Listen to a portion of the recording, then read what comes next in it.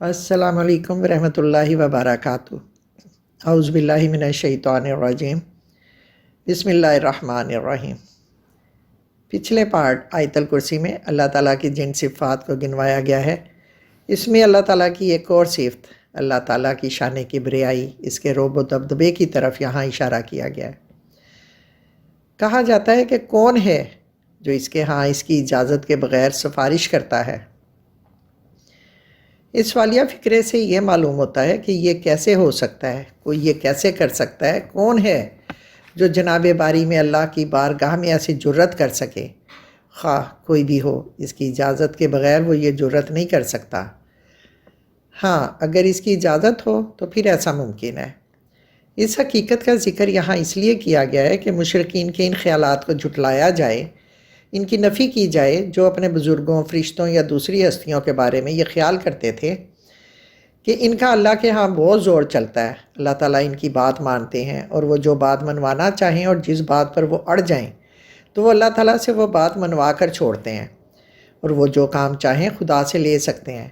انہوں نے اپنے بعض بتوں کو، فرشتوں کو اور دوسری ہستیوں کو اللہ کا جانشین بنا دیا تھا، اور کہتے تھے کہ یہ تو اپنی اس قرابت داری کی وجہ سے وہ اختیارات حاصل کر چکے ہیں کہ وہ اللہ سے جو سفارش کرتے ہیں تو اللہ تعالیٰ لازماً ان کی سفارش قبول کرتا ہے۔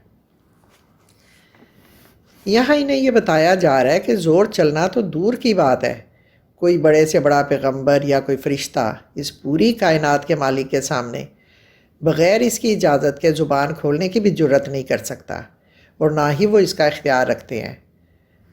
بندوں کے تمام اعمال، حتیٰ کہ ان کے دل و دماغ میں بھی اگر کوئی خیال ہے تو وہ اسے بھی جانتا ہے۔ اللہ تعالیٰ ہمارے ماضی جو ہم پہلے کر چکے ہیں، جو حال میں کر رہے ہیں، حتیٰ کہ جو مستقبل میں آنے والے وقت میں ہم کرنے والے ہیں، وہ بھی جانتے ہیں، اس کے بارے میں علم رکھتے ہیں، کیونکہ وہ علیم و خبیر ہیں۔ اللہ تعالیٰ نے جتنا مناسب سمجھا اتنا ہی علم انسان کو عطا کر دیا، اور اسے اجازت دے دی کہ وہ اس علم کو کام میں لا کر اس سے فائدہ اٹھائے، اور کچھ باتیں ایسی تھیں جس کا علم انسان کو نہیں دیا گیا، جیسے انسان خود اپنی زندگی کے راز کے بارے میں نہیں جانتا، اسے اپنی موت کے بارے میں علم نہیں۔ بڑے بڑے سائنسدان اس زندگی اور موت کے بارے میں جاننے کی کوششوں میں لگے ہوئے ہیں، بہت سے تجربات کر رہے ہیں، لیکن انہیں ابھی تک کامیابی حاصل نہیں ہوئی، اور نہ ہی وہ اس میں کامیاب ہو سکتے ہیں، کیونکہ یہ اللہ تعالیٰ کے کام ہے، اور اس کے بارے میں صرف اسے ہی علم ہے، صرف وہی جانتا ہے۔ اسی طرح انسان اگلے لمحے ہونے والے واقعات نہیں جانتا کہ آگے کیا ہونے والا ہے، وہ اس سے لا علم ہے، بے خبر ہے، کیونکہ وہ غیب کے واقعات ہیں جن تک پہنچنا انسان کے بس کی بات نہیں ہے۔ کسی دوسرے کے پاس وہ علم نہیں ہے جس سے وہ اس کائنات کی مصلحتوں کو سمجھ سکے۔ انسان ہو یا جن، فرشتے ہوں یا دوسری مخلوقات، سب کو اللہ تعالیٰ نے تھوڑا بہت محدود سا علم دیا ہے۔ کائنات کے بارے میں، اس کی حقیقتوں کے بارے میں جاننا تو بہت دور کی بات ہے۔ انسان تو خود اپنی ہی ذاتی مصلحتوں کو نہیں سمجھ سکتا، وہ تو اس کی بھی اہلیت نہیں رکھتا، صرف اللہ تعالیٰ ہی ان کو پوری طرح جانتے ہیں۔ میرے اور آپ کے ساتھ کئی دفعہ ایسا ہوا ہوگا کہ ہم سمجھتے ہیں کہ یہ کام ہمارے لیے بہتر ہے، ہم پلاننگ کرتے ہیں، مگر اللہ نے ہمارے لیے کچھ اور سوچا ہوتا ہے۔ وہ کام اللہ کی مرضی، اللہ کی پلاننگ سے جب ہوتا ہے تو ہم خود بھی حیران ہوتے ہیں کہ واقعی یہ بات تو ہمارے حق میں بہتر کیا بہترین ہے، اس کے بارے میں تو ہماری سوچ بھی نہیں تھی، اور اللہ تعالیٰ نے کیسے کر دیا۔ اس لیے ہمیں صرف اللہ تعالیٰ کی ہدایت اور اس کی رہنمائی پر ہی اعتماد ہونا چاہیے، اور اللہ پر ہمارا یہی اعتماد، یہی بھروسہ، یہی یقین ہمارا اصل ہے، ہماری حقیقت ہے۔ کرسی سے مراد عام طور پر حکومت اور اقتدار اعلیٰ ہوتا ہے، اور جب یہ کہا گیا کہ اس کی کرسی آسمانوں اور زمینوں سے بھی بڑی ہے، اس سے بھی وسیع ہے، تو گویا آسمان اور زمین پر اسی کی حکومت قائم ہے۔ اللہ تعالیٰ کو اتنی بڑی، اتنی وسیع کائنات کی نگرانی کرنے میں، اس کی دیکھ بھال کرنے، اس کی حفاظت کرنے، اس کی نگہبانی کرنے میں نہ تو کوئی محنت کرنی پڑتی ہے، اور نہ ہی اسے کوئی تھکاوٹ ہوتی ہے۔ اس کی حکومت اس لیے کائنات پر ہمیشہ سے قائم ہے اور آئندہ بھی قائم رہے گی، کیونکہ وہ زندہ جاوید ہے، ہمیشہ رہنے والے ہیں۔ اللہ کے سوا اور کوئی اس قابل نہیں کہ وہ حکومت کرے، صرف اللہ تعالیٰ جانتے ہیں کہ اس دنیا میں کیا ہو رہا ہے، کیا ہوا ہے یا کیا ہونے والا ہے۔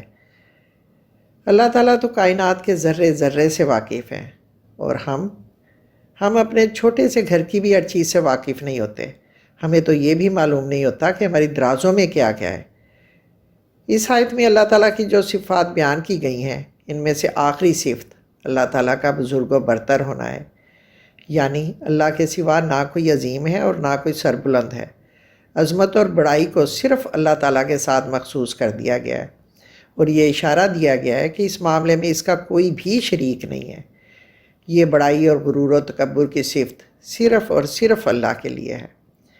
حدیث قدسی ہے کہ ایسا شخص جنت میں داخل نہیں ہوگا جس کے دل میں رائی کے دانے کے برابر بھی تکبر ہے. ایک اور حدیث قدسی ہے کہ اللہ تعالیٰ فرماتے ہیں کہ تکبر اور بڑائی میرے اوپر کی چادر ہے اور عظمت اور غلبہ میرے نیچے کی چادر ہے. بس اس میں سے کوئی ایک بھی مجھ سے چھینے گا میں اسے آگ میں ڈالوں گا. اسی لیے بندوں میں سے جو کوئی بھی اس بڑائی اور تکبر کو اپناتا ہے تو اللہ اسے ذلیل و خوار کرتا ہے اور آخرت میں تو وہ ضرور سزا پائے گا. اور جب یہ عقیدہ مومن کے دل میں بیٹھ جاتا ہے تو وہ سرکشی اور بڑائی کے قریب بھی نہیں جاتا. اس کی طبیعت میں جھکاؤ انکساری پیدا ہو جاتی ہے. اس کے دل میں اللہ کا خوف بیٹھ جاتا ہے اور وہ اللہ کے بندوں کے ساتھ غرور و تکبر کا رویہ اختیار نہیں کرتا اور ان کے ساتھ نرمی اور محبت سے پیش آتا ہے. اس وضاحت کے بعد کہ خالق کائنات اللہ تعالیٰ کے اوصاف کیا ہیں، یہاں اب انہیں بتایا جاتا ہے کہ ایمان کو اپنی زندگیوں میں شامل کرنے کے بعد اہل ایمان کیا طریقہ کار اختیار کریں گے اور وہ اسلام کی دعوت کس طرح دیں گے. اب یہاں انہیں تلقین کی جاتی ہے کہ جو اللہ پر ایمان لایا، جس نے اللہ کو پکڑ لیا، اس نے ایک مضبوط سہارا پکڑ لیا کہ اب انہیں دنیا اور آخرت میں کوئی رنج نہیں ہوگا، کوئی غم نہیں ہوگا. دنیا کے وہ سارے سہارے جس کو انسان خود سے بہت قریب محسوس کرتا ہے، جن کے بغیر انسان سمجھتا ہے کہ زندگی تو گزر ہی نہیں سکتی. وقت بتاتا ہے اور انسان خود دیکھتا ہے کہ وہ سب سہارے عارضی ہوتے ہیں. ایک اللہ رب العالمین کی وہ ذات ہے کہ اگر ہم اس کو مضبوطی سے پکڑ لیں تو ہمیں اور کسی سہارے کی ضرورت نہیں پڑے گی. جب اسلام آیا تو اس نے سب سے پہلا اعلان ہی یہ کیا کہ کسی کو بھی اسلام قبول کرنے پر مجبور نہ کیا جائے. اسلام میں زور زبردستی کا تو سوال ہی پیدا نہیں ہوتا. اس سے پہلے عیسائیت کو پھیلانے کے لیے اس کے پیروکاروں نے اسلحہ کا استعمال کیا، لوگوں کو زندہ جلایا گیا، زبردستی ان پر تشدد کر کے انہیں اذیتیں دے کر ان کو مسیحیت قبول کرنے پر مجبور کیا گیا. اسلام نے گمراہی سے ہدایت کو بالکل الگ کر دیا تھا. اب یہ لوگوں کا اپنا کام ہے کہ وہ اپنی مرضی سے اپنی ہدایت، اپنی زندگی کی راہ کو چنیں، کیونکہ انسان کو کہہ دیا گیا ہے کہ دونوں راستے گمراہی اور ہدایت کے اس کے سامنے ہیں. وہ جس راستے پر چلنا چاہے اس پر جا سکتا ہے، کیونکہ وہ اپنے تمام اعمال کا خود ذمہ دار ہے اور اس کے تمام اعمال کا اس سے حساب لیا جائے گا. اس لیے انسان کو چاہیے کہ وہ ہدایت کی راہ، ایمان کی راہ کو اپنا لے، اسے پا لے اور اس کی طرف لپکے. اور کفر بے راہ روی اور گمراہی ہے. انسان اس سے بچے، اس کے قریب بھی نہ جائے اور اس سے نفرت کرے. اب ایمان کی حقیقت کی اور وضاحت کرتے ہوئے طاغوت کے بارے میں بتایا جاتا ہے کہ طاغوت کیا ہے. طاغوت جو اپنی حد سے تجاوز کر جائے، گمراہوں کا سردار، خدا کے سوا کسی کی اور کی پرستش کرنے والے کو طاغوت کہتے ہیں. ایک طاغوت تو شیطان ہے جو انسان کو خواہشات کے جال میں الجھا کے رکھتا ہے اور وہ اس کے لیے ہر غلط راستہ، ہر غلط کام کر بیٹھتا ہے. دوسرا طاغوت خود آدمی کا اپنا نفس ہے. یہ نفس ہی ہے کہ انسان اپنی خواہشات کا غلام بن کے رہ جاتا ہے. کبھی بیوی بچے، کبھی رشتہ دار، برادری، خاندان، قوم وغیرہ کے چکروں میں پڑ کر ہر برا کام کر گزرتا ہے، کیونکہ وہ انہیں خوش کرنا چاہتا ہے، ان کی ناراضگی سے بچنا چاہتا ہے. اسی لیے کہا گیا ہے کہ جس نے اپنے نفس پر قابو پا لیا، اپنے نفس کو کنٹرول کر لیا، وہ راہ ہدایت پا گیا. ایمان ایک نور ہے، ایک روشنی ہے جو انسان کو سیدھا راستہ دکھاتا ہے، اور کفر گمراہی اور تاریکی ہے.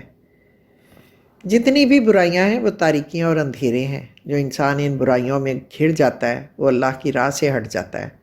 اور ان اندھیروں، ان برائیوں کا انجام کیا ہے؟ ان کا انجام یہ ہے کہ یہ لوگ آگ میں جانے والے ہیں اور وہ اس آگ میں ہمیشہ رہیں گے، اور یہ اللہ کا فیصلہ ہے۔ یا اللہ ہمارے دلوں کو ایمان کے نور سے روشن کر دے اور ہمیں دوزخ کی آگ سے بچانا۔ آمین یا رب العالمین۔ فی امان اللہ۔